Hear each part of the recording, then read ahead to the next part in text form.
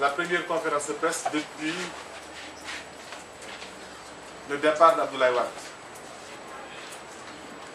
Aujourd'hui, nous allons vous présenter les grandes orientations du mouvement Y en a marre après la défaite d'Abdoulaye Wade. Nous voulons aujourd'hui vous présenter les perspectives.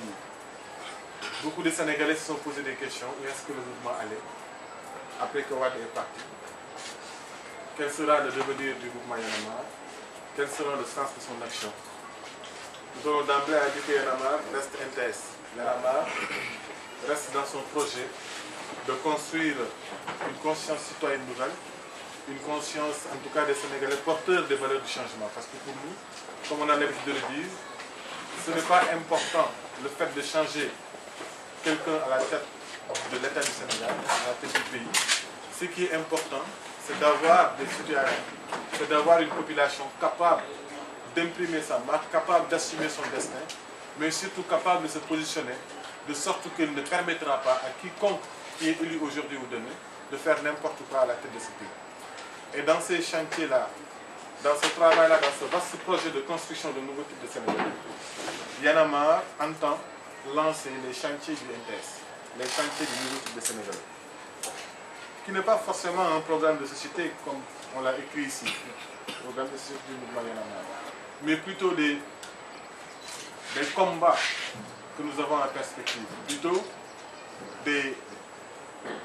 l'effort que Y en a marre, la contribution de Y en a marre pour accompagner le Sénégal à aller vers des lendemains meilleurs.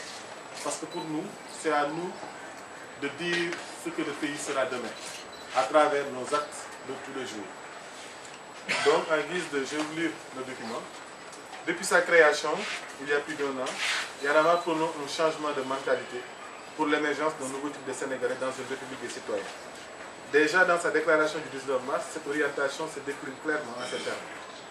Ce changement passe par l'émergence, voire la naissance d'un nouveau type de citoyen, porteur de valeurs républicaines et promoteur d'une éthique de comportement vis-à-vis de l'État, comme au sein de la société. Ces nouveaux citoyens, à travers les demandes impérieuses qu'ils formulent et adressent à l'État, aux acteurs politiques et à l'ensemble des acteurs sociaux, devraient permettre de faire l'État, devraient permettre de faire émerger un nouveau Sénégalais responsable, intégré et engagé pour porter le projet de transformation sociale en vue de bâtir une société de justice, d'équité de droit, de paix et de progrès pour tous. Une société qui travaille, produit et distribue les richesses et les opportunités à tous ses fils et filles sans distinction. Cette vision qui a orienté l'action de Y en a marre jusque-là, après le combat héroïque et victorieux du peuple sénégalais dans lequel le mouvement a joué un rôle déterminant, l'heure est à la projection dans les perspectives. Aujourd'hui commence la tâche la plus difficile, qui est l'enracinement durable et réel dans l'action citoyenne quotidienne, Il s'agit dès lors d'engager le chantier qui œuvre à transformer le concept de NTS, que d'aucuns considèrent par erreur comme un simple slogan, en action concrète.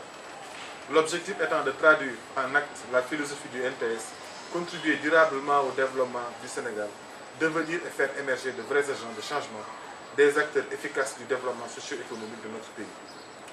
Comment le mouvement peut-il être efficacement utile au Sénégal et aux Sénégalais dans les années à venir? Comment mettre l'engagement citoyen de Y en a marre au service de la nation, de la démocratie et du développement? Telles sont les questions principales qui nous interpellent et qui justifient l'initiation du programme de société dénommé les chantiers du NTS. Celui-ci s'articule autour de 3 axes stratégiques majeurs. Construction d'une citoyenneté agissante et renforcement de la démocratie, participation au développement socio-économique et à l'autopromotion, développement de la culture et sauvegarde de la paix et de la solidarité. Au plan opérationnel, les orientations issues de ces 3 axes stratégiques majeurs se déclinent en 6 grands chantiers pour Y en a marre. Le premier chantier, c'est le chantier de la formation citoyenne. Dans son diagnostic des maux qui gangrènent la société sénégalaise dans toute sa trajectoire historique depuis les indépendances, Y en a marre a identifié le manque parfois de conscience citoyenne qui, au-delà des questions de gouvernance, participe à retarder le développement économique, politique et social du Sénégal. Depuis ses premières heures, Y en a marre s'est attelé non seulement à dénoncer ce manque de conscience citoyenne, mais aussi et surtout a essayé d'apporter des réponses à travers le concept du NTS et les valeurs qu'il prône. C'est dans le souci d'ancrer ces valeurs dans la conscience collective des Sénégalais et de l'enraciner progressivement dans nos comportements quotidiens que la création du chantier de formation de la formation citoyenne a été envisagée. Les chantiers de renforcement et d'observation de la démocratie. Se définissant avant tout comme force de proposition, Y'en a marre se constitue comme un acteur qui participe véritablement au renforcement de la démocratie par la veille citoyenne et la contestation responsable. Représentant une force d'interpellation des autorités et une sentinelle de la démocratie, son action sur ce terrain se définit fondamentalement par une veille sur les acquis démocratiques et la lutte pour une plus grande justice sociale. Par respect à ces principes et pour avoir aussi été au cœur du processus qui a mené l'alternance en 2012,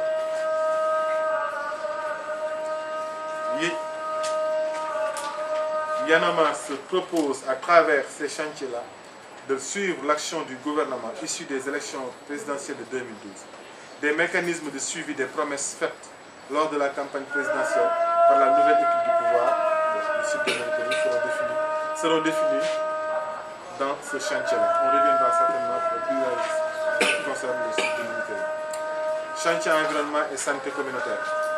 La mise sur pied de ce chantier répond à cette triple nécessité de participer à la lutte contre de grands problèmes environnementaux et de gestion des ressources naturelles comme la déforestation, les feux de brousse, l'avancée du désert, la salinisation des terres, l'érosion côtière, etc.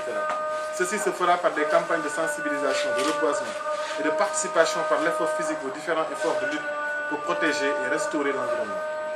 Développer des initiatives citoyennes sur la question de l'insalubrité par la promotion d'un changement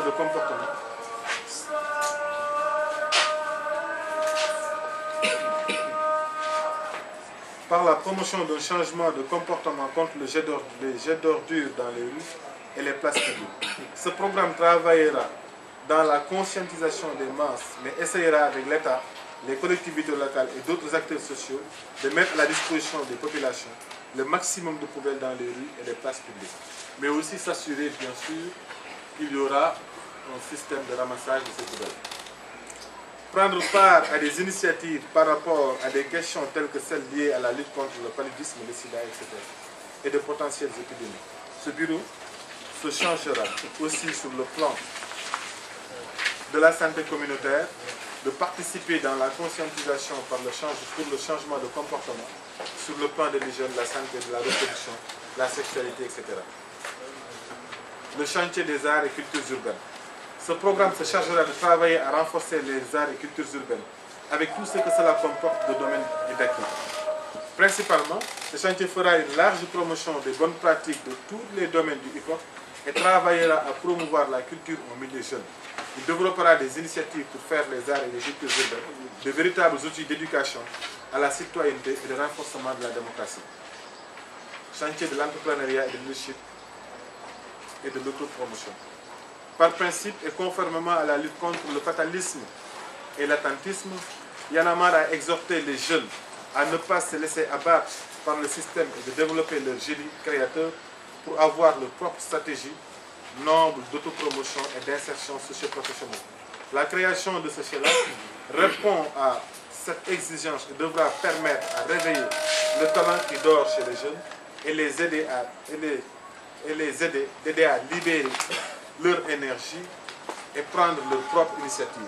Il servira à accompagner les jeunes dans la création d'entreprises, le montage de projets, le leadership, la conception, la mobilisation des ressources, la mise en œuvre, le suivi et l'évaluation. Chantier paix et solidarité. Même s'il y a la guerre en Casamance, le Sénégal est considéré comme un des pays les plus stables de l'Afrique, où la paix est presque un acquis. Cette paix qui demeure sine qua non par un réel développement est à consolider et à sauvegarder. À travers ce chantier-là, Y'en a marre s'inscrit dans cette dynamique de consolidation des acquis sur le plan de la paix.